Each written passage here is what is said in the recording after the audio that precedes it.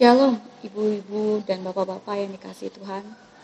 Pada saat ini kita masuk dalam ibadah hari Minggu dan perenungan kita terambil dari Yoel pasal 1 ayat 1 sampai dengan ayatnya yang ke-12, di mana perenungan kita memberikan judul Bencana sebagai alat Tuhan mendidik umatnya.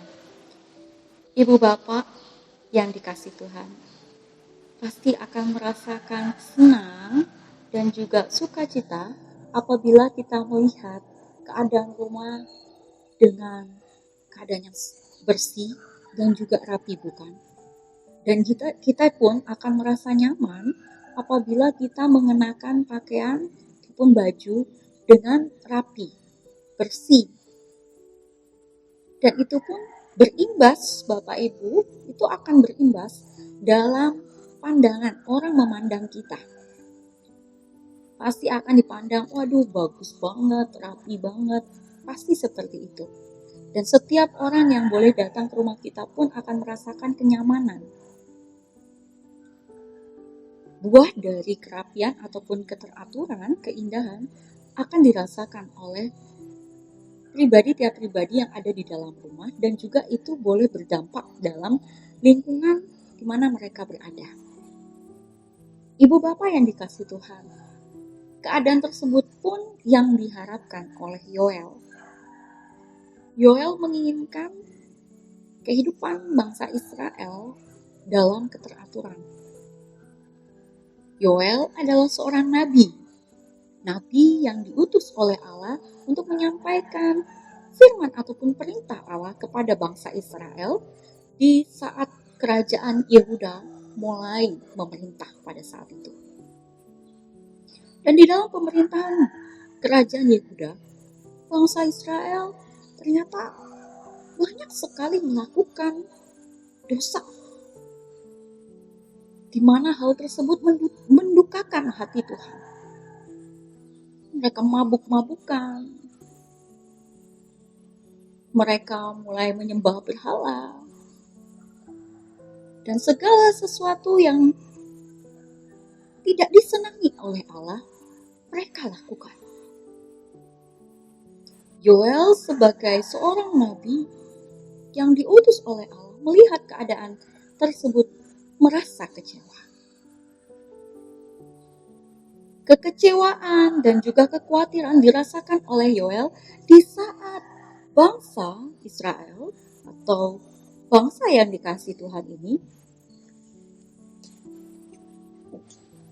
masuk dalam hukuman yang diberikan oleh Allah, yaitu mereka mendapatkan hukuman terkena wabah belalang.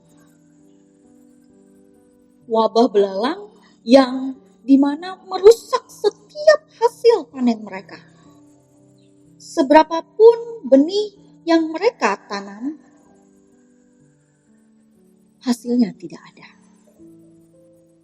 Dikarenakan hasil tersebut telah lebih dahulu dirusak oleh belalang dari wabah tersebut.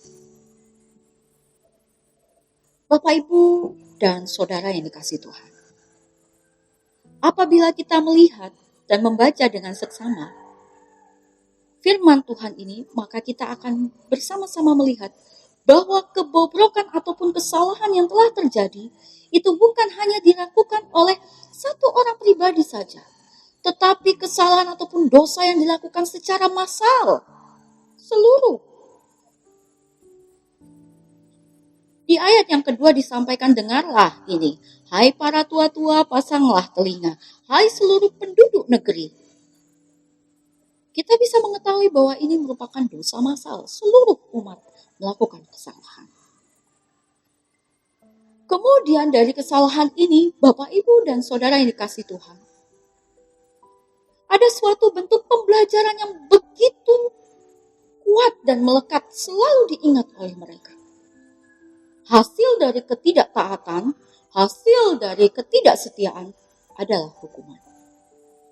Hukuman bukanlah salah satu bentuk di mana Allah membenci mereka. Hukuman merupakan salah satu bentuk pembelajaran bahwa Allah tetap mengasihi mereka dan Allah menginginkan mereka untuk setia kepadanya.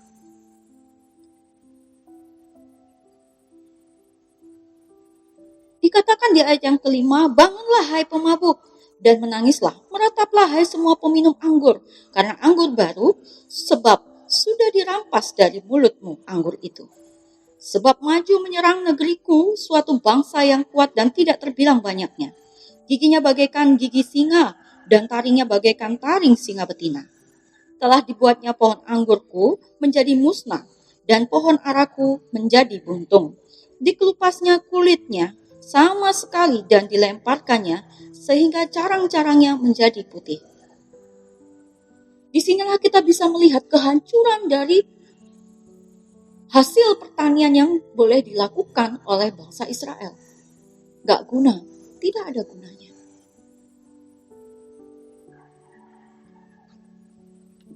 Apabila ingin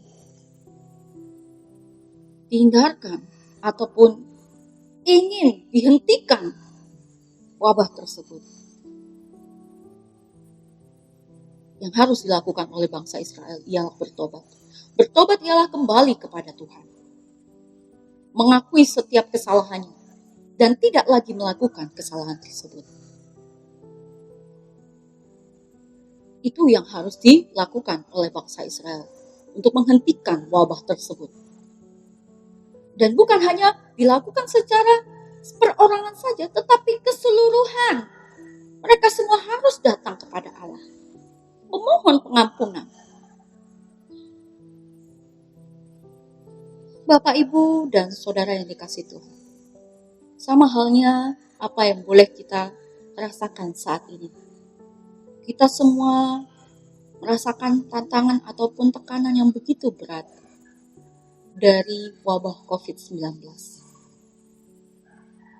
Kita melihat begitu banyak berita yang menyiarkan tentang presentasi mereka yang terkena ataupun mereka yang sudah masuk dalam pengawasan. Presentasi tersebut ternyata tidak digubris dengan baik oleh sekelompok orang yang ada. Tapi bukan berarti kita harus menyerah dengan keadaan ini. Bukan berarti kita tidak ataupun cuek dengan anjuran yang ada.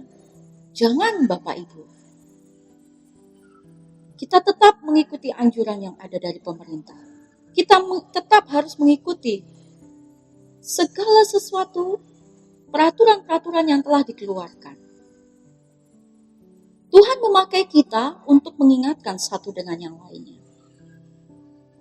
Wabah ini mengajar kita kembali bersama-sama untuk satu dalam persekutuan, satu dengan yang lainnya saling menguatkan. Kembali beribadah di rumah masing-masing bukanlah satu hal yang mengerikan, tetapi beribadah di rumah masing-masing mengajar kita satu dengan yang lainnya untuk lebih dekat dengan anggota keluarga. Satu dengan yang lainnya mengingatkan untuk tetap beribadah sekalipun dalam kondisi saat ini. Bapak, Ibu, dan saudara yang terkasih, dimulai dari keluarga. Tuhan melakukan pembaharuan. Dimulai dari keluarga. Tuhan membentuk kita untuk mengenal peraturannya dengan baik. Bukankah kita semua menginginkan kembali hidup yang normal, bukan? Bukankah kita menginginkan damai sejahtera? Bukankah demikian? Apabila ya, mari Bapak, Ibu, dan saudara yang terkasih, kita wujud nyatakan apa yang menjadi peraturan-peraturan dari pemerintah tersebut. Apabila Bapak Ibu saat ini rindu untuk kembali bergereja, bersama-sama, bersekutu bersama, wujudkan itu dalam setiap tindakan kita. Yakin dan percaya, apa yang boleh kita alami saat ini, Tuhan pasti mampukan kita untuk melaluinya. Dan Tuhan saat ini pun bekerja untuk menghentikan wabah yang boleh kita rasakan saat ini. Asal satu, tiap pribadi yang ada, mau dan sadar untuk diperbaharui dalam kasih Allah. Tuhan Yesus memberkati kita. Kiranya firman Tuhan tidak berlalu begitu saja, tapi firman Tuhan tetap hidup dalam setiap langkah kehidupan kita. Amin. Ambil saat teduh sejenak.